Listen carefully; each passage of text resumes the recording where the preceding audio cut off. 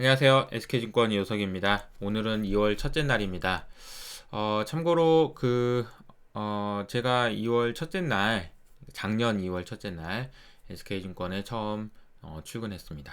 즉, 제가 애널리스트가 된 지 이제 딱 1년째 되는 날이 되는 것 같고요.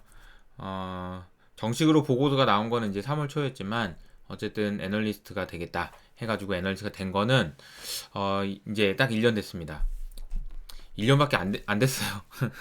별로 안 됐습니다. 생각보다 시간이 빨리 가는 것 같기도 하고, 또, 뭐, 저 나름대로 굉장히 열심히 했기 때문에 뿌듯하기도 하고 그렇습니다. 특히나, 최근에 뭐, 유튜브 구독자분도 많이 늘어나고, 또, 많은 분들이 좀, 뭐, 좋게 봐주시는 분들도 있고, 뭐, 물론 아닌 분들도 있지만, 그래서 저도 개인적으로는 지난 1년 동안, 잘했다, 이런 생각을 스스로 하고 있습니다. 오늘은 이제 변동성과 주식이 동반 상승할 수 있는지에 대한 얘기를 좀 할 텐데, 음, 조금 어렵습니다. 그래서, 주린이 분들은 들어도 이해 안 될 거예요. 이해 안 된다라는 걸 가정하고, 그냥 제가 설명합니다. 어쩔 수 없습니다. 자, 오늘은 그 여러 가지 얘기들을 좀 할 거고요. 뭐 워낙 이제 게임스탑 얘기가 뭐 주말 내내 나왔고 저도 말씀을 많이 드렸기 때문에 거기에 대해서는 더 이상 말씀 안 드리겠습니다.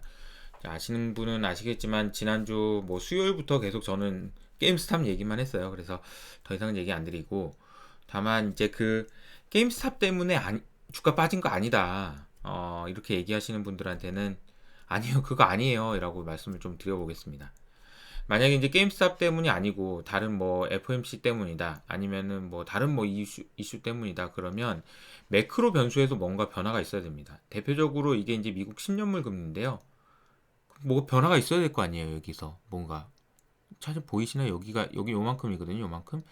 이거 가지고 무슨 그 난리가 났다고? 이렇게 생각하기는 조금 일단 아닌 것 같습니다, 금리는. 자, 그 다음에 이제 요거는 뭐냐면요, 달러입니다.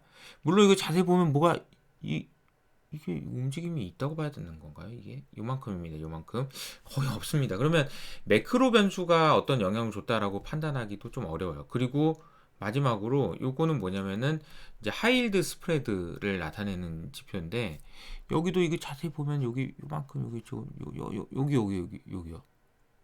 이게 이제 좀 변화했다고 보기는 좀 어렵지 않나. 즉 주식시장 내에서 그것도 개별 종목이나 이런 부분을 제외하면 나머지 매크로 변수에서는 영향이 없었어요. 그러니까 매크로 변수가 휘둘려 가지고 뭔가 주가를 막 요동시키고 이런 것은 아니었을 가능성이 좀 높다. 저는 이제 그렇게 생각을 하고 있는 거고요. 저는 이제 그 FOMC 회의 때부터 아마 그렇게 말씀을 드렸고 개인적으로는 이제 FOMC 회의가 끝난 날 주가가 너무 많이 빠져서 그 이유가 뭔지 파월이 무슨 뭐 이상한 얘기 한 거 아닌가 이거 아이씨 그만 나 계속 이제 뭐 그렇게 얘기했는데 파월이 또 말 바꾼 거 아니야 이거 이런 생각이 들어서 굉장히 많이 보면서 출근했어요. 그래서 출근하기 전에 이제 봤는데 출근하는 동안에 갑자기 그 생각이 나는 거예요. 이 게임스탑 때문일 수도 있겠다. 제가 그때만 해도 기사에 아무것도 안 났거든요. 근데 이제 저도 좀 불안하잖아요. 이거 내 생각인데 이거 틀리면 어떡해. 혼자 이런 생각하고 있다고 얘기하면 어떻게 그런 불안한 생각을 가지고 이제 우리 팀원들과도 얘기하고 그랬는데 그래요. 갸우뚱 이래서 근데 아무리 봐도 그건 것 같아서 그냥 FMC 리뷰를 그냥 게임스탑 얘기만 했습니다. 그래서 음 근데 이제 돌아놓고 보면 그게 맞는 것 같다라는 뭐 기사들도 좀 나오고 물론 그게 아닐 수도 있는 거죠. 나중에 보면 아무것도 아니었을 수도 있는 거고. 근데 최근에는 이제 그게 주 요인인 것 같다라는 의견들이 좀 많은 것 같습니다. 어쨌든 자, 그거를 반영해 주는 것 중에 하나가 이거예요. 이 그림이 뭐냐면요. 이제 이 그 주황색 선이 뭐냐면은 헤지 펀드들이 좋아하는 걸로 추정되는 종목들입니다.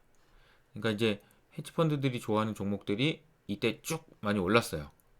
근데 이제 요거는 뭐냐면은 흰색은 뭐냐면은 헤지 펀드들이 숏을 제일 많이 한 종목들이 얼마나 올랐는지를 보여주는데 이게 이제 최근에 이게 굉장히 빠르게 올라갔다. 그러니까 처음에는 주황색이 올라갔다가 그 뒤로 이제 흰색이 올라갔다라는 거 보실 수가 있죠. 그러다 보니까 상대 성과, 즉 주황색이 좋아, 하얀색이 좋아, 주황색이 좋을수록 위쪽, 흰색이 좋을수록 아래쪽 이렇게 보면 아래쪽으로 지난주에 이렇게 내려왔어요. 이렇게요. 헤지펀드들이 다 지금 힘들어졌다는 얘기예요. 그래서 멜빈이라는 가장 큰 그 이번에 이제 가장 이슈가 많이 됐던 그 회사가 방금 전에 이제 블룸버그 기사 나왔는데 50% 이상 손실 났다. 이번 달에만. 그러니까 아마도 이번 이슈는 게임스탑 이슈가 될 가능성이 높다라고 보고 있습니다. 이거 설명하기 전에 그러면 개인적으로 너는 어떻게 될 것 같니? 알 수 없습니다. 일단 첫 번째로 이 게임스탑과 관련된 개인 투자자들의 생각을 알 수 있는 방법이 없어요. 제가 뭘 알 수가 없잖아요, 여기서. 둘째, 헤지펀드들이 어떤 포지션을 지금 가지고 있고 손실이 어느 정도 났는지도 알 수 없습니다. 이제 멜빈은 나왔지만 그 외에 이제 헤지펀드들은 알 수가 없습니다. 그러니까 알 수도 없고 알 수도 없는데 어떻게 알아요, 이거를 어떻게 될지. 그건 모르는 겁니다. 그렇기 때문에 불확실성이 노출돼 있고, 여기서 야 이게 지금 헤지펀드 하나 망해가지고 뭐 리만급 뭐 사태가 나올 수 있을 것 같다라는 얘기를 하는 사람이 있다고 해도 그럴듯해 보이고, 야 아무것도 아니야 이건 말도 안 되는 소리 하지 마 라고 해도 그럴듯해 보이는 겁니다. 이런 걸 불확실성이라고 하는 거예요. 이럴 수도 있고 저럴 수도 있어. 그러면 사람들이 어떤 심리를 갖냐면, 야 일단 주식에서 먼저 좀 빼자, 이런 생각이 든다는 거죠. 그래서 불확실성이 커질수록 주가에는 안 좋다라는 게 그런 이유 때문입니다. 그러면 여러분들이 이제 어떤 식으로 대응을 하시는 게 좋냐? 제 개인적으로는 지난번에 말씀드린 대로 리스크 톨러런스를 생각하시고 일단은 조금 피해 놓고 계시는 게 맞다. 그리고 사태가 진정되는 것이 확인이 되면 다시 저희가 이제 말씀드리고 있는 주도주 중심으로 플레이를 하시는 게 맞지 않나, 그렇게 생각을 하고 있습니다. 아니요, 나는 이제 이 정도는 충분히 견딜 수 있어. 그러면 신경 안 쓰시고 그냥 넘어가도 될 것 같아요. 그냥 조금 변동성이 좀 확대되더라도 이제부터는 이제 참아도 될 것 같습니다. 그런 생각을 좀 하고 있어요. 제가 틀릴 수도 있지만, 네, 저의 전망은 그렇습니다. 그리고 이제 그럼에도 불구하고 너 어떻게 될 것 같은지 한번 좀 얘기해 주면 안 돼? 좀 힘들어서 그래. 알겠습니다. 그러면 제가 그냥 제 생각을 말씀드릴게요. 저는 개인 투자자분들이 솔직히 내심 이겨서 와 이렇게 꽃이다 헤지펀드 망했네 이렇게 하는 것도 좋지만, 개인적인 의견으로는 개인 투자자분들이 조금 이기기가 쉽지가 않을 것 같다라는 쪽입니다. 이거는 그냥 네 생각 굳이 얘기하라고 그러면 얘기하는 거예요. 알 수 없어요. 알 수 없지만 그냥 좀 그런 생각이 들고, 그 이유는 이제 여러 가지 있지만 개인 투자자들, 그러니까 게임스탑 포함해서 여러 가지 너무 많은 쪽으로 이렇게 분산되는 것 같아요. 이게 공격을 한다라고 했을 때 대상이 되는 게 이제 이게 게임스탑으로 끝날 때까지 그냥 그것만 하든가, 아니면 근데 이제 너무 많이 분산이 된다라는 생각이 좀 들어서, 주가는 또 이미 많이 올라와 있고, 그래서 물론 꼭 월가를 이렇게 점령하고 이렇게 하는 거에 대한 의지가 강하신 분들도 있겠지만 그렇지 않은 분도 있는 거잖아요, 세상에는. 그래서 이제 그걸 종합해 보면 굉장히 큰 이슈가 되긴 했습니다만 좀 이렇게 그냥 차분하게 되기를 이게 바라는 마음도 있고 그렇습니다. 네, 그는 예단할 수 없어요. 그래서 제가 이제 조언 드리는 거는 다시 한번 말씀드리지만 감당할 수 있는 만큼만 일단 줄여놓고, 그리고 나서 이제 뒤를 보자. 뒤에도 충분히 돈 벌 수 있는 기회는 정말 많다라고 말씀을 드립니다. 돈 벌 수 있는 기회 정말 많은지 이거 어떻게 알아? 여기서 이제 주가 끝나고 급락 할 수도 있잖아요. 그럴 수도 있죠. 근데 이제 그렇게 생각하지 않는 이유를 지금부터 말씀드릴 텐데, 내용이 조금 어렵기 때문에 주린이 분들은 이해하시려고 하지 마시고, 제가 이제 다음 이제 옵션 강의를 들은 다음에 이걸 좀 이해하실 수 있을 것 같습니다. 자, 이게 그 주황색 선이 있잖아요. 주황색 선하고 흰 선이 있어요. 주황색 선이 이게 뭐냐면요, 주황색 선은 콜 옵션의 거래량입니다. 하얀색은 뭐냐면 풋 옵션의 거래량입니다. 자, 이게 무슨 내용인지 모르면 이해 안 돼요. 어쨌든 근데 콜 옵션은 뭐냐면요, 매수 쪽이라고 보시면 되고, 풋 옵션은 매도 쪽이라고 보시면 됩니다. 근데 콜 옵션의 거래량이 훨씬 많아졌네요. 원래는 이런 상황이 아닙니다. 원래는 이게 두 개가 비슷하거나 아니면 콜 옵션, 풋 옵션이 더 많아요. 왜냐하면 옵션을 거래하시는 분들 많은 분들은 물론 투기적인 거래도 하시지만 해지를 위한 거래를 하시는 분들은 어떻게 되냐면 주식을 가지고 있고 그 주식을 해지하기 위해서 푸드 옵션을 삽니다. 그러니까 이제 푸드 옵션이 해지 수단으로는 더 많이 쓰여요. 그러다 보니까 푸드 옵션의 거래량이 더 많은데 이례적으로 2020년 여기서부터 2020년이거든요.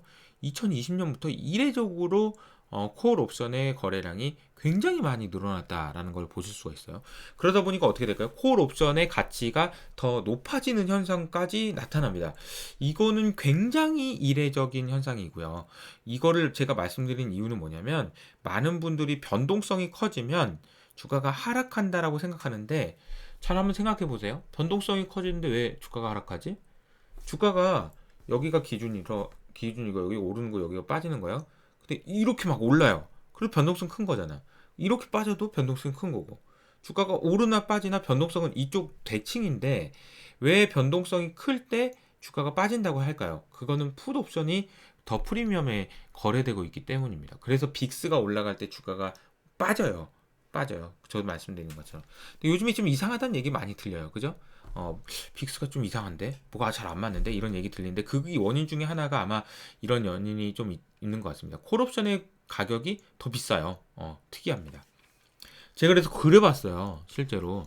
테슬라가 흰색, 이제 테슬라의 그 콜옵션이, 풋옵션이 흰색이고요. 테슬라의, 콜옵션이 주황색입니다. 이제 이게 보니까 원래 이런 식으로 풋옵션이 더 비싼 게 맞아요. 풋옵션이 더 비싼 게 맞는데 이 구간부터 즉 작년 한 8월 이후 이제 그러니까 다시 말하면 11월 대선 끝나고 나서부터는 이상하게 콜 옵션이 더 비쌉니다. 지금은. 자, 이거 뭐 테슬라, 뭐 애플 콜 옵션 사신 분 있죠? 펠로시 그 하원 의장도 콜옵션 샀다는 얘기 들릴 정도로 지금 콜옵션의 매수가 굉장히 많은 상황입니다. 이거 밀레니얼들도 굉장히 많이 사고 콜옵션도 많이 삽니다. 콜옵션은 많이 사는 것 같아서 제가 꺼내들은 얘기가 뭐죠? 리얼 옵션이잖아요. 그만큼 투기적인 거래 많고 그리고 이런 현상들이 나타나면서 변동성도 커지는데 오히려 주가도 올라가는 그런 현상들이 나타난다라는 겁니다. 자, 이게 내용이 좀 어려운데 어떻게 이해되시는지 모르겠습니다. 콜옵션을 거래를 많이 한다 그냥. 근데 콜옵션을 산다라는 것은 무슨 의미냐면 주식을 사는 것보다 적은 돈으로 베팅을 할 수 있다. 그만큼 좀 더 위험한 투자를 많이 한다. 이렇게 이해를 하시면 돼요. 그럼 여기서 이제 여러분이 생각하셔야 될 것은 이겁니다. 일단 첫 번째는 버블이네. 버블 맞네. 끝. 이제 더 이상은 이제 얘기하지 마. 야, 옵션이 이 정도로 됐다는 얘기는 진짜 버블 맞고 이제 주식 하자는 얘기하지만 나 이제 간다 안녕 이렇게 하지 마시고 왜 그런지를 생각하셔야죠. 왜 그런지를 제가 이 말씀을 드려볼게요. 작년 그 8월 달에 연준에서 포워드 가이던스를 바꿨습니다. 포워드 가이던스라는 건 뭐냐면 내가 앞으로 어떻게 할게 라는 얘기죠. 근데 이제 누가 그 좀 더 길게 저금리를 유지할 거야 라고 해서 롱거 로어, 더 로어 포롱거 뭐 이런 단어를 말씀드렸던 적이 있거든요. 더 길게, 더 낮게 이렇게. 근데 이거를 반대하신 분이 한 분 있어요. 그 댈러스 연준에 그 카플란 총재라는 분이 있는데 그분이 반대하셨습니다. 나는 반대합니다. 그분이 얘기하신 게 뭐냐면은 이렇게 하다가 사람들이 너무 위험하게 투자하고 그러면 어떡해? 난 반대. 이렇게 한 거죠. 근데 어떻게 됐죠? 그분이 반대했는데 포워드 가이던스는 통과됐습니다. 자, 여기서 중요한 포인트가 있는 거예요. 알아요. 연준 의원들도 다 알아요. 이렇게 되면 사람들이 너무 이게 리스크를 테이킹해가지고 불안해지고 막 주가가 너무 많이 올라가고 그러면 어떡하지? 이거 금융 안정 안 되고 그러면 어떡해? 큰일 났는데 이거? 이런 생각을 할 수가 있잖아요. 하고 있어요 이미. 왜 달라스 연준 의원장이 그렇게 얘기했다는 얘기는 연준 의원들끼리 모여서 회의할 때 다 알고 있다는 얘기입니다. 근데 통과했잖아요. 통과시켰잖아요. 왜요? 버블을 일으키는 것에 따른 부작용보다 이게 만약에 이렇게 되지 않고 경기가 더 안 좋아졌을 때 생길 수 있는 부작용이 더 크다라고 연준 의원들이 이미 판단을 한 거라고 보는 게 맞다라는 거죠. 그게 합리적인 추론 아니냐라는 겁니다. 그 지난주에 있었던 FOMC 의사록에서 FOMC 끝나고 파월한테 물어볼 때 뭐라고 그랬어요? 금융 안정 이거 어떻게 할 거냐? 게임스탑 이거 어떻게 할 거야? 이런 식으로 불안해가지고 지금 사람들 살겠어? 그 금리를 좀 올리든지 뭘 어떻게 좀 해야 되는 거 아닙니까? 라고 얘기를 했단 말이에요. 파월 의장이 뭐라고 그랬어요? 금융 안정 그거는 우리 롤 나다 우리가 하는 거 아니야. 나한테 뭐라고 하지 마. 이렇게 얘기했습니다. 그 말은 뭐예요? 나 모르겠으니 힘드니까 그냥 건들지 마 이 얘기예요? 그게 아니에요. 금융 안전이 중요하다는 거 알지. 근데 내가 그걸 모르겠니? 근데 이게 더 중요하잖아. 고용이 더 중요하잖아. 이거를 얘기를 한 거라고 보시는 게 맞죠. 제가 비유를 이렇게 드렸잖아요. 파월 의장이 아빠고 옐런이 엄마입니다. 근데 이제 두 아이가 있어요. 첫째는 인플레, 둘째는 고용. 얘네 데리고 그 피난을 가는 거예요. 지금 긴급해요. 지금 빨리 가야 돼요. 애들 데리고. 지금 막 북한군이 북한군 아니고 누구랄까. 아무튼 가야 돼요. 근데 그 인플레라는 첫째는 막 자꾸 왔다 갔다 하는 거죠. 앞으로 가는 둥 왔다고 이렇게. 근데 이제 뒤에 이제 그 고용이라는 애가 뒤에 넘어져서 피나는 겁니다. 여기서. 그러니까 이제 못 간단 말이에요. 이번 주에 이제 고용 지표도 발표가 될 텐데 피나고 있는 애를 놔두고 어떻게 갑니까? 그죠? 그러니까 데리고 간다는 거죠, 고용을. 그리고 옆에 보니까 한 번도 처음 보는 애가 옆에 있어요. 근데 좀 불쌍하게 좀 막 울고 있어. 이제 엄마 찾는다고. 엄마 잃어버려가지고. 근데 걔가 누구냐면은 금융 불안이에요. 걔가 불안할수록 애가 막 울어. 근데 이제 걔를 데리고 가는 건가요? 그러면? 우리 애 데리고 가기도 힘든데? 피난 가는데 바쁜데? 못 데리고 간다는 거죠. 우선한다는 거예요. 우리 자식들이. 그 얘기입니다. 비유가 맞는지 모르겠습니다. 제가 너무 이제 그 연준에 대해서 제가 뭘 안다고 그렇게 확실하게 얘기하냐, 막 이렇게 얘기하시는 분도 있는데, 뭐 저도 모르죠. 근데 이제 어쨌든 우리는 추론을 하고 투자의 관점에 생각을 해야 되니까 그 고민을 하는 거다라고 보시면 돼요. 제 말이 맞는 거 아니에요. 틀릴 수도 있습니다. 그러나 저는 이러이러한 생각들을 가지고 그리고 파월이 얘기한 거 다 보고 고민해가지고 이런 현상이 나타나는 거 보니 이걸로 추론을 한 거다 이렇게 보시면 될 것 같아요. 자, 이런 그 위험한 투자들 하는 것들이 당분간 지속될 가능성이 좀 있다라는 것을 결론으로 말씀드립니다. 그렇기 때문에 게임스탑과 관련된 여러 가지 노이즈들만 해소된다면, 물론 그게 해소 안 된다고 하면은 좀 더 지켜봐야 되고 시간이 걸릴 겁니다. 시간이 걸리니까 그걸 잘 지켜보시고, 제가 이제 이번 주에는 아카데미 안 하고 주로 이제 아이디어를 중심으로 아침마다 이렇게 좀 가급적이면 올려드리려고 생각하고 있는데, 변화가 있을 때마다 설명을 좀 드릴 수 있도록 하겠습니다. 어쨌든 변화가 생각보다 느릴 수도 있고 생각보다 빠를 수도 있습니다. 알 수가 없어요. 자, 그리고 이제 요 그림은 이제 뭐냐면요, 재밌는 그림인데 미국 정부가 가지고 있는 현금이에요. 현금. 와, 근데 이게 보니까 여기가 이제 1조 달러거든요. 1조 달러. 보시면 그 전에는 현금 가지고 있는 게 없었네, 그냥. 금융위기 전에는. 그러다 이게 좀 올라오다가 2020년 시작할 때는 한 4천억 달러 정도 있었네요. 근데 지금 얼마냐면 1.6조 달러 있습니다. 현금이 많아요. 왜 이렇게 현금이 많지? 얘네들이 그러니까 지금 코로나 때 쓰려고 그 채권 발행을 진짜 많이 해가지고 현금을 쟁여놓은 거예요. 미국 정부가. 그러면은 이제 무슨 얘기가 나오냐면요. 이번 주 수요일 날 옐런이 이제 나와서 그 얘기를 할 겁니다. 자, 이번 분기에는 우리가 채권 발행 이만큼 할 겁니다. 라고 얘기할 텐데, 이제 블룸버그 기사에 보니까, 채권 발행 거의 안 할 수도 있겠는데, 이런 상황이면, 이런 얘기가 나옵니다. 자, 그러면 이제 금리가 어떻게 될까요? 채권이 많아지면 채권 가격이 빠지잖아요. 채권 가격이 빠진다는 얘기는 금리가 올라가는 얘기거든요. 근데 발행 많이 안 해도 될 것 같아, 이런 얘기를 하면 어떻게 되겠어요? 채권이 생각보다 많이 안 늘어나겠는데 줄어든 거죠. 그러면은 채권의 가격이 어떻게 될까요? 가격이 올라갑니다. 그럼 금리가 내려간다는 거죠. 자, 이제 결국에는 시장이 안정화되기 위해서는 금리가 안정화되는 게 좀 필요할 것 같아요. 지금 여전히 시장 금리가 많이 올라갈 거라고 생각하시는 분들이 많잖아요.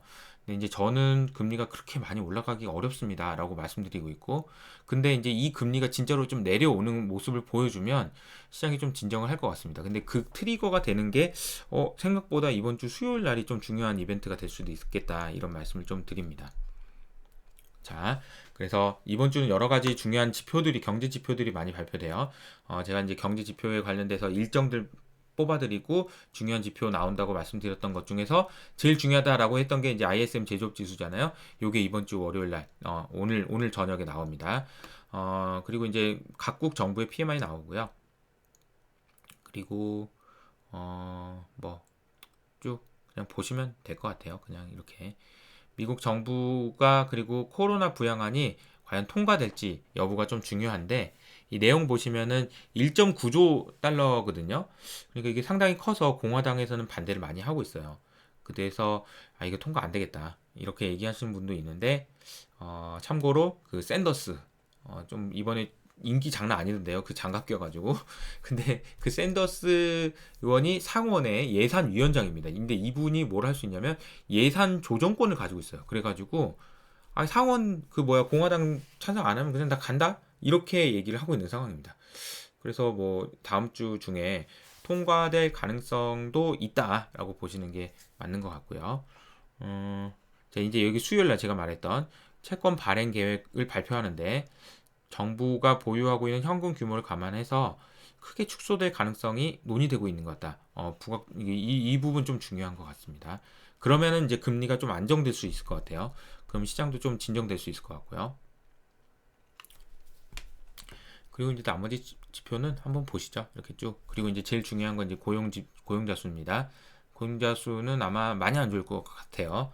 근데 많이 안 좋으면은 이제 시장에서는 또 환호할 겁니다. 또 둘째가 저기 또 피 또 났네요. 저 왼쪽이 또 났네. 이러면서 이제 좀 천천히 가겠네. 긴축까지. 이렇게 생각을 할 가능성이 높다. 라고 보시면 될 것 같습니다. 어, 시장에 대해서 어쨌든 조정을 많이 받았고, 지난주에. 저도 이제 주말 동안에 굉장히 고민 많이 했습니다. 솔직히 말씀드리면, 이거 시장이 이러다가 일 끝나는 거 아닌가? 이거 연준이 뭐가 바뀌었나? 내가 모르는 뭐가 있나? 그리고 또 뭐가 되는 거지? 막 이런 고민도 많이 하면서, 여러 가지 생각을 많이 했는데, 일단은 지금 변동성이 커진다라는 거 인정. 그리고 여기서 시장이 더 많이 빠질 수 있다는 것도 인정. 근데 여기서 주가가 부러지고 이대로 끝이다, 이거는 인정을 못 하겠더라고요. 그래서 변동성과 함께 주가가 올라갈 수 있을 정도로 이 특이한 현상들이 앞으로도 좀 당분간 지속될 가능성이 높은 것 같다라는 말씀을 좀 드리면서 마무리를 하도록 하겠습니다. 공지사항을 조금 몇 가지 드리면, 우선은 제가 말씀드린 대로 이호석 아카데미는 연휴 끝난 이후로 다시 돌아온다라고 말씀드렸습니다. 그리고 그 전까지는 수시로 이호석의 아이디어를 통해서 좀 시장 상황에 대해서 조금 면밀하게 업데이트를 해드리는 걸로 하겠다, 이렇게 말씀을 드렸고요. 두 번째 공지사항은 제가 대신에 이제 오늘 저녁에는 퀴즈 내용 설명해 드릴 거고요. 그리고 퀴즈 정답자분들 말씀드리겠습니다. 그리고 또 한 가지 공지사항으로 말씀드렸던 게, 제가 그 이틀 동안 제가 그날 사실 휴가를 내기로 했거든요. 그래서 휴가 쓰는 날 뭘 할까 하다가 뭐 개인적으로 할 일이 있어가지고 하긴 한데, 점심 밥은 먹어야 되니까 제가 이제 그 구독자분이 거의 지금 이제 5만 분 가까이 됐는데, 다른 채널 같은 경우에는 뭐 올라오는 과정에서 막 이벤트도 하고 막 뭐 또 선물도 주고 막 이런 거 하잖아요. 근데 저는 한 번도 그런 거 안 해봐가지고, 이번에 그래도 이것도 할 얘기겠네요. 네, 이거 좀 이따가 얘기하고. 그래서 점심이라도 한번 사드려야 되겠다, 이런 생각을 했거든요. 그래서 응모를 해달라고 그랬는데, 너무 많은 분들이 응모를 해주셔가지고 그 사연 읽는 것도 시간이 많이 걸렸습니다. 너무 감사드리고, 제가 그래서 그분들 중에서 어떤 분, 제 맘입니다. 그냥 어쩔 수 없어요. 떨어지신 분들한테는 심심한 위로와 함께 제가 뭐 소정의 뭐라도 보내드리도록 하겠습니다. 어쨌든 한 6분 정도 제가 제 마음대로 정해서 오늘 이따가 저녁에 누구랑 함께 할지 말씀드리도록 하겠습니다. 개별적으로 연락을 드릴게요. 뭐 전화번호도 다 적어주셔가지고 개별적으로 연락을 드리도록 하겠습니다. 이 내용은 다음에 설명드릴게요. 너무 길어져가지고 네, 말씀드리도록 하겠습니다. 오늘은 제가 드리고 싶은 말씀은 다 정리가 됐고요. 투자하시러 들어오셨는데 제가 말씀드린 것처럼 0에서 1로 넘어온 걸로 끝이 아니고 1에서 100까지 또 가야 되는 험난한 길이 있습니다. 이제 좀 약간 그냥 뭐 과속 방지턱 확 세게 넘어갔다 이렇게 생각하시고 좀 더 변동성이 커질 수 있지만 좀 고민 많이 하면서 잘 대응하셨으면 좋겠습니다. 서로 응원해 주시고요. 이번 주도 잘 화이팅 하시기 바랍니다. 감사합니다.